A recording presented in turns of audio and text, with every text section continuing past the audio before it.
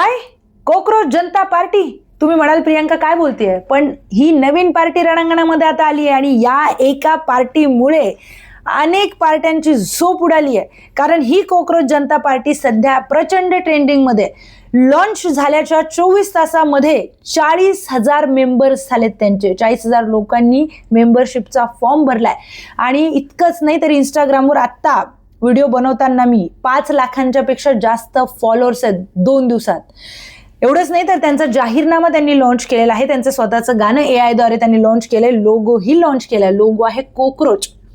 बरं, आधी कॉकरोच नाव का पडलं ते नंतर सांगते. पहिले 5 मुद्दे खूप इंटरेस्टिंग आहेत जाहीरनाम्याचे.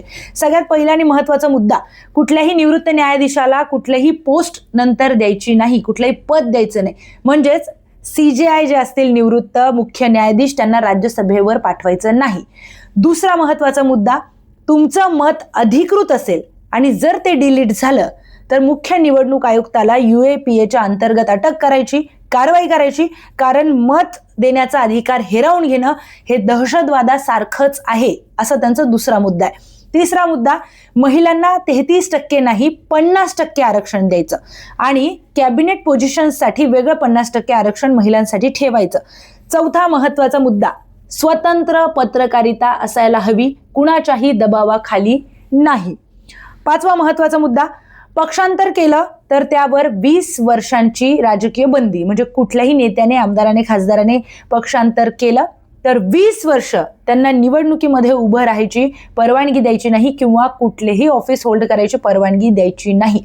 हे 5 मुद्दे त्यांच्या जाहीरनाम्यामध्ये आहेत आणि हा जाहीरनामा प्रचंड व्हायरल होतोय. इतका व्हायरल होतोय की महुआ मैत्रासारखं मोठं नाव त्यांनी सुद्धा यांची मेंबरशिप घेतली आहे, ही पार्टी जॉईन केल्याचं त्यांनी ट्विटरवर म्हटलंय. तर हे कॉकरोच नाव कुठून आलं? तुम्ही जर माझा व्हिडिओ पाहिला असेल आधीचा तर तुम्हाला माहिती आहे कॉकरोच नाव कुठून आलं. CJI मुख्य न्यायाधीश सूर्यकांत यांनी एका सुनावणीच्या दरम्यान बेरोजगार तरुणांना, नोकरी नसलेल्या तरुणांना कॉकरोच म्हटलं होतं.